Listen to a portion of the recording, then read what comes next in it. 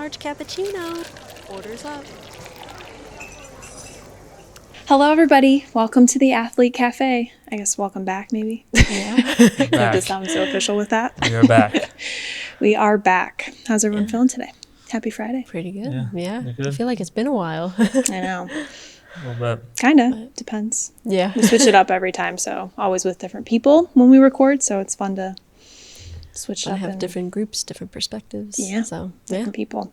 So we are here today talking on this episode about social media in sports. I'm sure anyone who is listening may be rolling their eyes because probably every coach, parent, mentor has brought up how you should have good social media etiquette and what that means and things to think about. But we definitely feel like it's an important topic for us to talk about as mental performance coaches because it does play a big piece into so many different aspects. So just kind of want to touch on a few different points today to make sure that you guys are thinking in the right way and that you're just being conscious of what social media is doing, not only for your self-esteem and your mindset, but for recruiting, for just the image you're putting out. Like there's so many different things. So we thought it was important to touch on. Probably going to do a part 2 or part 3 on this just because there's so many different pieces to add to it, but we'll give it a good start today. Yeah. So I think we want to kind of start off with the idea of just how social media has turned into such a recruiting tool for people. I know I always tell my athletes, like, I don't really feel that old, but like when I was in high school, like Instagram was just starting, Snapchat was just starting. So it was not at all what I used to help in my recruiting. I know a lot of my volleyball players that I work with, they can search on Instagram any girl that they want and figure out where they're getting recruited from based on who's following that person and then who commits. They all post pictures of it. Like I had none of that. I didn't know anybody. So like when I went to tournaments, I would know people, but it's like such a different world to have at your fingertips to be able to like just look up anybody that you know in your sport. But also just for yourself, we kind of want to talk on how to just conduct yourself online and what that can look like from a recruiting tool. So I guess, I don't know, within your sports or within what you've talked about with athletes, what do you guys feel is important to think about? Well, I've noticed that like a couple of the athletes that I talk to, when it comes to social media, they have personal pages and then they have pages just where they post like highlights from their games and highlights from their performances. And so they kind of have like a persona online already that they follow all of the coaches that they're interested in. When coaches ask for their social media stuff, like they give them like their specific sport page rather than their personal pages, which I thought was kind of an interesting aspect too, to kind of like separate the two. But yeah, I've noticed that be kind of like the trend with a couple of my athletes having those different pages. But I think it's important too that even with your personal page and personal social media accounts, coaches can look up those pages. And so being mindful too of what you post like on personal accounts is definitely important. But For sure. And I think with some of those and learning about them, because again, I didn't have any of that when I played, but like even on those sports pages, I actually had one of my athletes ask like, you know, is it worth me even getting one? Because, you know, she's like, I don't have the fastest time. I don't lift this crazy amount of weight. Like what am I even putting on there basically? And I'm like, put stuff on there. It doesn't matter if you're comparing yourself to somebody else. It's like, you are showcasing yourself and you're showcasing the things you can do. And I told her, I was like, even put stuff on there about school. Like if you get a good award or if you do really well on your, you know, grades for the semester, like anything that showcases and gives recruiters or coaches a way to understand you as more of a person versus just that athlete is so helpful as well. So that sports account doesn't just have to be about sports, of course, post film, all that stuff, but like you can post other things to showcase like pictures with you and your family. Like that's the things that they want to see. So I think, again, like Francis said, being able to make sure you reel in your personal page a little bit, don't go too crazy on there, but also like recognizing that you can have a difference there, I think is super important. Do you see your baseball, football kids doing that? Yeah, so like I mean both of you brought up really good points, but like just kind of on the fact that, you know, you can post other things besides just like a one-handed catch or some sort of spectacular play. I feel like when you're looking for scouting and recruiting, recruits and scouts and even coaches in general. Like, I think, yes, they want to see like you do like really cool things and spectacular things, but also sometimes they just want to see the fundamentals of like maybe who you are as a person, or like what maybe drills you do on your kind of on your own time. So more like simplistic things too. It doesn't always have to be the coolest play ever, and have to have the best camera angle and the coolest play. Like, sometimes just posting maybe a workout, or posting, I don't know, sometimes just like a simplistic couple catches or a couple plays you made, and I don't know, shouting out the team win or something like that too, and like not just always being just about yourself, kind of dragging your team into it as well. So you can, I don't know, maybe post a few videos or photos, be like, it was a great team win today. It's things like that. I feel like coaches like look for that all the time, not just kind of always just being about yourself too. So. Yeah, no, I think that's a really great point. And I know there's some websites too that have been helpful for athletes with the whole recruiting process too. I know I have like a volleyball girl, I'm forgetting the name of the website that she uses, but that's where she can specifically post like her volleyball things and talk to coaches and communicate that way. So I think certain sports too have their own platforms that you can do that as well. I honestly think certain sports and certain even states have different ways of going about it too. I was just talking with my fiance's dad about his younger brother, and like they're just getting into the recruiting process for him in basketball, and like being able to, they're like, we have no idea what we're doing, and there's this website and this website, and this one's a scam apparently, and this one is actually good. So like, I mean, people are making you pay for those things. So knowing like what you're getting into, and like really talking with coaches, really understanding like what the best situation is, but like kind of doing some of that research to figure out where you can go and what you can do. But I think that recruiting piece, again, of just really the image you want on social media is super important. How you want to portray yourself, how you want to look, whether it is your personal page or your sports page. But just being mindful of that and knowing that like when you post things, they don't go away, even if you delete them. So being able to like conduct yourself in that manner, no matter what platform it is. I think Snapchat is the bane of everyone's existence.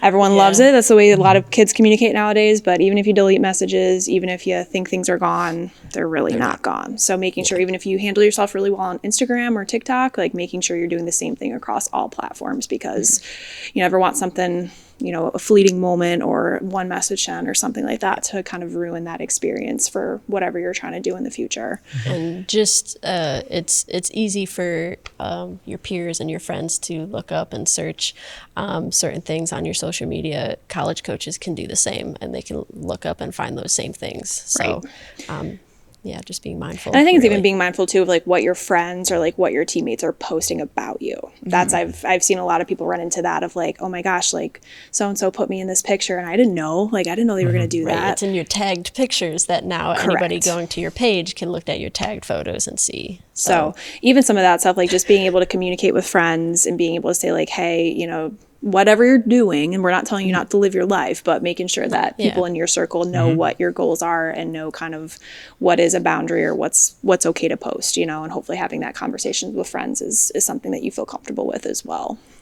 Yeah. I mean, it's cool too, like just the age you're in now, like, everything, a lot of things are done through like the social media platform. There's very little to that, scout or parent or coach, like, coming to your house on a Saturday morning is like reaching out and like, hey, we do a Zoom call, do a phone call, like very immediate. Like you can meet with a coach, you post a video or something on Instagram, a coach can send you a video literally that day, and you can like be on a call with him the next day. It's not set up a time the next month. So it happens really quick, which is good in some retrospect, but also you got to be careful, like who's reaching out and who actually are they and who's actually sending you that message, because they're not there in person. You don't actually know who's on the other side of the message they're actually sending you that. So just got to be careful. That's a good point too. Really make sure you're vetting your sources.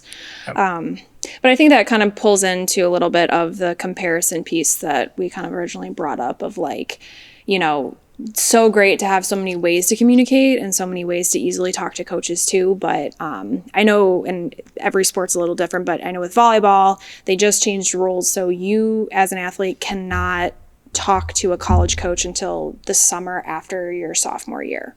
So you start seeing all of these freshman, sophomore year, if you're getting recruited or going through that process, like you start seeing all these other girls who are getting offers because they're juniors. You start seeing all these other girls that have coaches starting to follow them, but like you can't talk to coaches and they can't talk to coaches, but why is that coach following? Like it becomes a very big comparison game. And I think it's so important to know like what the like rules and regulations are for that recruiting process, but also to know like just because someone's posting something or just because someone's following that person, really like allowing yourself to have that self-talk to be like, okay, what am I doing? Am I doing the things I need to do? What schools do I even want? You know, what am I looking for? All of that, but being able to kind of really hone in that comparison, because like there's over 300 Division I schools, even more Division II and Division III. Like everyone's going to find a You'll place. find a place. Yeah. This is turning more into a recruiting podcast. I know. But being able to understand that like everyone has their own path, and like just because you're seeing what that person's doing or what that person's going through, like there's so much more happening in their day-to-day lives. That's one snippet of a second that they're posting a clip of their workout or a clip of that catch that they had. Like, do you think they're catching like that every single time? Definitely not. No. Definitely So being able to remind yourselves, and that to me is the hardest piece with social media, and you guys I'm sure hear it all the time of the comparison, but what do they call it, a highlight reel? Instagram Yeah. is, you know? Yeah, that's I mean that's the big thing that I think of, like when people are comparing like your life that you live every second of every day, and you're comparing it to someone else's online persona of all of their highlights going on in their life. Like you don't see the 100 times that they missed the shot, you see the one time that they made it, right? And you don't see all of the times that they failed in practice and in games, but you see like the one really good play that they make. And so you're comparing your life that you see all of that hard work, you see all of that training that you put in, and you're comparing it to someone else's just highlights. And so there definitely has to be some type of boundary that you set with yourself, or some kind of internal dialogue that you have where you can recognize that what someone else is posting on social media is just the highlights of their life. Everyone has their struggles, and everyone has they're going through the same things. Even if you take it outside of sports too, I know like this whole summer I've been seeing people like post pictures of like going on vacation and going Everyone's to Europe, going to and Europe. like literally everyone's in Europe, and I'm like, what am I doing with my life? But I mean, even that, like, I mean, this is a weekend that they, or a week that they got to spend in Europe, and then the rest of their year looks the same as mine. So even outside of sports, it's hard to kind of reel in that comparison piece. That's a great point. There's a reason they call it a highlight, right? That's just the term in general. I think that, you know, it is very tough. Like you see, for example, like, I don't know, baseball athlete hit like a 2 home run game. And it's like, man, I don't even have a 1 home run this year, and this kid has 2. It's like, you know how long maybe it took him to even get that, or maybe that's only 2-run home run or 2 home runs in a game he's had all year, and then that's it. Just he doesn't hit 2 home runs every single game. It's his highlight. It's his highlight from, you know, he just had a really good day at the plate, and that's what he wants to post. So I think you made a great point, Francis. Like, not really like us taking too much into consideration like other people's highlights. Yeah, they're cool. They're cool to watch and everything, but don't stress too much over it, which is good. And I've definitely seen too, like even when I was in my recruiting process, there'd be girls that would post pictures of, oh, I went to this camp, I went to this camp, I went to this college for their camp, and that and that. And it's just like, oh my gosh, they're talking to so many colleges, they're talking to so many coaches, but then you realize that they didn't get recruited by any of them, kind of thing. So Yep. They're just going. They're just going. I think too, another point, and this is, I don't know if it's like a 180 or just a different thought, but like, I think a lot of times seeing all those highlights can make it seem like things are happening so easy for people. Yeah. And then it can be more like almost demotivating for you to be like, oh my gosh, I'm putting in all this work, and like so-and-so is just, it's coming so naturally, or it's coming so easy. And for sure, there are some athletes out there who have some natural talent and makes it a little easier to train or find success. But like, I think there's so much with that of like, oh, like I don't have to do the extra practice, or I don't have to do the extra this because like, look how easy it was for so-and-so. Like, that is such an easy trap to fall into, to think that you're doing just as much as everyone else because you're seeing their highlights and seeing all the good things. And you're like, well, maybe I don't have to do that either. Or they're probably not doing it. but finding the way to stay motivated within what you know is important for you to achieve the goals and the success that you have. So it's like, I don't want anyone seeing the stuff on social media, feeling defeated, and then feeling like, oh my gosh, like, why do I have to work so much harder? Sometimes you do. That's the whole point. And you don't really know how much work that person's putting in. They could be putting in hours at the gym or on the field, and you just don't know. But I think understanding and knowing, like, don't let that dial back your commitment, if that makes sense. I don't know if I'm explaining that right, but No, it sounds good. Yeah, definitely. But yeah, I think it's also interesting too, because when you see all of these athletes like post all of their highlights and all of their successes that they're doing in their sport, sometimes people get the impression that like, oh my gosh, they're a really good person too. And like people get the impression of like who you are as a person. And that can be a good thing. Sometimes that can be a bad thing. If a bad video gets posted, then everyone's judging you on, oh, you're a bad person because of this one video that got posted. And so I think that's also like a kind of, it's a little tough the with cancel culture nowadays, people. Yes. One thing you say could really be misconstrued. And again, I know it depends on the level. I know I even remember in high school, we had a couple of times where like the local news station would come in and just like watch a practice, and then our coach would pick the captains to go talk and just answer some questions. And then in college, same type of thing. They would do stuff more within the school, but then also if we won a big game or something, they would do interviews. And I think that's a prime example of like, sure, it's maybe not going out to a big group of people depending on the level, but just thinking about what you're saying and knowing how to prep for those situations. It's like, what type of image, going back to the image, what do you want to portray about yourself? Yes, we all fumble over our words. Yes, if we're caught off guard, we all stumble, but like making sure that you are saying things that represent who you want to be and who you want to put out to the world. So I think as you are growing in your sport, getting a little older, depending on where you take it, we've definitely seen some bad professional interviews or just some hot takes for sure, which those people are setting themselves up for that. And I know we were talking about it the other day, like you do post-game interviews for the football players, basketball players right after. Why is that? Because they want to catch the emotion. The media wants to catch the immediate emotion, because normally what happens is, like, at least one thing I tell a lot of my athletes too is that, whatever you're feeling right after a game, like, and not just like don't post that on social media right away, but like sometimes you got to like take a day to think about what actually just happened, whether it's good or bad. Usually the bad ones is where you get in trouble, obviously. But yes, media, they love to get you at the podium and in the post-game press conferences right away to get the immediate reaction, how you're feeling right there in the moment. That's what they want. Even in track meets, they get you as soon as you cross the finish line. They're like, hey, let's have an interview and talk about the race that you just finished. Yes, indeed. Okay. So, but I think that's a good point too of, I don't know how popular Twitter X is nowadays, but I remember like that was pretty popular when I was in school, and people would tweet left and right just any random thought or anything. So it's like really being able, are you going to post something right after a game if you're pissed off, if you are upset about the loss, like, are we going on our team account and posting, bad things about the rival school that we are about to play later on? Like what are we really thinking, and what image are we trying to portray? And I mean, I guess if that's the image you want to portray, that's fine, but just making sure you think about it. And I mean, all of our athletes, we tell, like, take at least the evening, like really think about it, really digest what just happened, because it is high emotion and you don't want to say anything that you regret to mom and dad, to coaches, to teammates, to anybody. Right.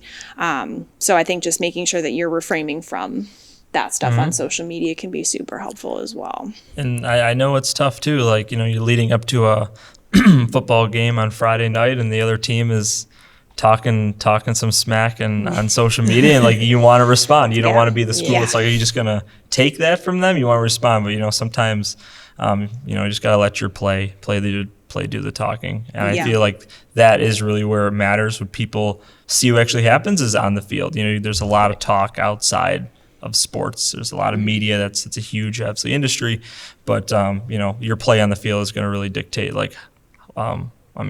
obviously your outcome for sure, but like just how people are going to perceive you, the way you play on the field. So I'll do a lot. A lot of people like to hide behind the social media. I do. Yeah. No confrontation there. Just Nope. type a Yep. few words. You can do it when you want. And Yep. I think with the sport aspect, like you said, just being able to refrain from that the best you can. I know it's really hard to not lean into it, but yeah, go out there and show it on Yeah. the field. Yeah. Talk the Best way to talk, do walk it. the walk. You can build up the biggest persona online, but if you can't get on the field and back it up, people are going to notice. People are going to notice. People are going to find out. Yeah. The words only go so far. The That's just what words it and is. just the highlights too. So being able, I think, again, just building that authentic image of yourself. Like I think a lot more people nowadays are showing those struggles that they have online too, Yeah. which is, take it how you want, but it's showing the whole person and being able to show like I am not just this great highlight. Like I do have tough games, because it ends up putting more pressure on yourself when you go into the games, knowing that you have this image online and all these people are coming to watch your games if you're on a good team, whatever. But being able to understand what that pressure means to you and how you're handling that yourself. Absolutely. Yeah. Cool. But I think those are kind of the biggest topics, right? Comparison. yeah. Yeah, just the social media. Yeah, I mean, you just gotta be careful on social media too. Even I know, like instances with Simone Biles of like dropping out of the competition, and then she gets a lot of backlash on social media from it. Understanding too that people see what they want to see on social media, and they don't know who you are as a person too. And they don't know all of the things like going on behind the scenes. Like I feel like that is kind of more negative side of social media, of you're kind of leaving yourself open to positive feedback and negative feedback as well. For sure. A lot of the trolls on social media, Yep. I like to say. Nice word. Yes. But, and again, it depends on the level you're at. Obviously, Simone Biles being like a huge Right. image in that gymnastics world, or just in the sport world. But it's hard to get that feedback and to be, putting yourself out there to receive it. And yeah, we always hope for the positives, but yeah, people are going to have their own opinions, and being able to see how that's affecting your confidence, your self-esteem. Like if it's not good for you, it's the phrase, people protect your peace. Like don't post. Like if you can't handle it and you don't want to, that's okay. But I agree. I think it's like you see that negative comment and it's like, oof, Yeah. Yeah. Yeah, I mean, you get 100 positive comments and the one negative one. The negative one's going to be Ends the up one standing standing out. out. But Negative one from the random account that doesn't even know who you are. Has an no opinion. profile photo, Profile picture. like user, Yeah. whatever. User 769. We're calling you out. Yeah. But I thought you bring up like a good point earlier too. Like, the way people like just communicate nowadays, like not only will they not say it to your face, like it's so easy for them to then attack you on the social media platform, because they know that if they, were in front of you, would they actually say that? Right. Probably not. And that's, I think, one of the things to take into account too. Like you're going to get negative feedback, you're just going to get some negativity, but in reality, I think that, the positives usually, obviously, you want to at least try to have them outweigh the negative. At the end of the day, like, there's going to be, as you said, there's going to be a couple trolls out there, but For just sure. put them aside. You can't try not to focus on them. And that's where the mental performance piece comes into, of just, what your sources of confidence are. How to hopefully trust the skills and the time and the effort you're putting in to build your success. What your goals are and what you're aiming towards. Sure, we always need to adjust our pathway to get to our goals, but being able to see what's put out in front of you. Is it a new season? Is it a new sport? Is it the next level? Whatever it is, but making sure that you feel confident that no matter what anyone says, I mean, it's still hard, but no matter what anyone says, you trust your process and you trust what you're doing and the time and effort and the people that you have behind you too, knowing that you have really good resources, a really good like coaching staff, teammates, family, whatever it needs to be for you. But being able to manage that, because that self-esteem can plummet real quick, especially if you do find most of your confidence from the likes, the posts, the comments. That can be really hard too. Yep. I know Instagram has a feature now where you can turn off the number of likes that you get, or Oh, so it really? doesn't show the amount of Okay. likes. Yeah. I don't know Interesting. if the person, I don't do it, but I don't get that many likes. I'm not that popular. For the people that do get a ton, like if you are basing your success or your just happiness off of that, like maybe time to reevaluate. It's like, what the heck am I doing here? What, Seeking validation through social media is a sticky slope for Yeah. sure. definitely feels good, but how much does it need to weigh? Where if like you get less likes on this post that you thought was going to do so well, you know, doesn't mean you suck. Right. Doesn't mean you're not going to be successful. It's just maybe that day not as many people are on social media, or maybe didn't see it as The much. time or- that you posted, you know, because Right. there's popular times. so many factors. But that stuff, like you said, is a slippery slope of just your own self-esteem and your own confidence. And I think that's what we want to just impress the most, that there is a lot of negativity with it, but it can be so great at the same time. It opens a lot of doors, but it comes with a lot of the negative as well. And don't be afraid to take certain moments to just turn off your phone Yeah. and like just not be on social media either. Like I think so many people, like including myself, waste so much time on social media and like scrolling through, and just when you get stuck in that slippery slope of like seeking validation and like or after bad games too, if you don't trust yourself to kind of be on social media at that time, turn off your phone, like, Right. put it away. It'll be there in 2 days. It'll be there the next morning. So Right. And I think too, another piece that we brought up when we were discussing this episode was like the idea of how much social media is taking away from the training or from the other things that you want to add to your routine. Like how many times could you, you know, maybe go out and get some extra reps, or go to the gym and go on a run, whatever it is. But I just spent 2 hours, 3 hours on TikTok.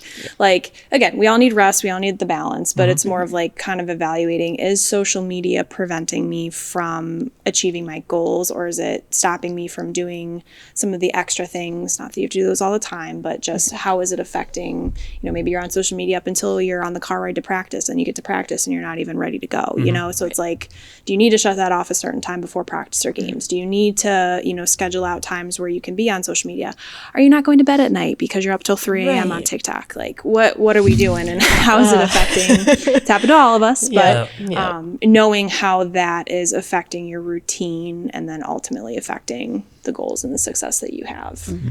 Yeah, sometimes you just gotta turn the phone off. I know it's tough. I know there's a lot of cool things to look at, or whether it's just sport things or just whatever your hobbies are, your interests are. I know there's a lot of really awesome things, like a lot of cool videos. People are posting new things every single day. But you know, when you got something really important like a game or even practice or something that's just going to better yourself as an athlete coming up, you might want to turn it off. It's probably in the best interest to just for a few hours there too. It doesn't need to be for a whole day or anything crazy, but see what happens when you turn it for a few hours.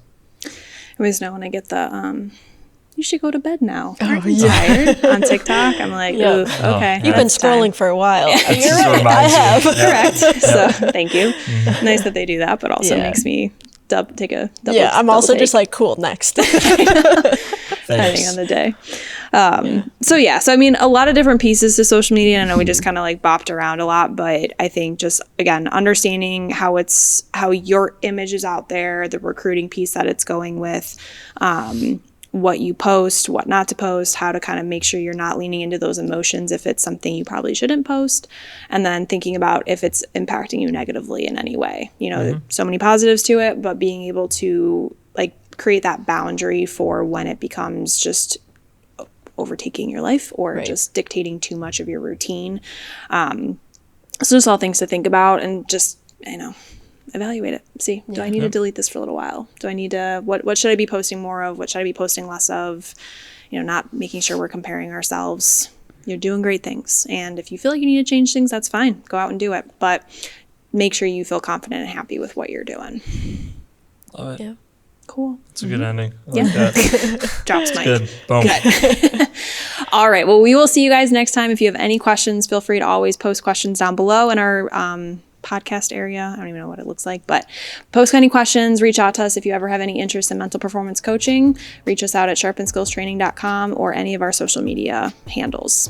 Yeah. All right. See you next time. See ya. If you like what you're listening to, be sure to follow the Athlete Cafe on Instagram, TikTok, and YouTube. You can find us wherever you enjoy listening to your podcasts.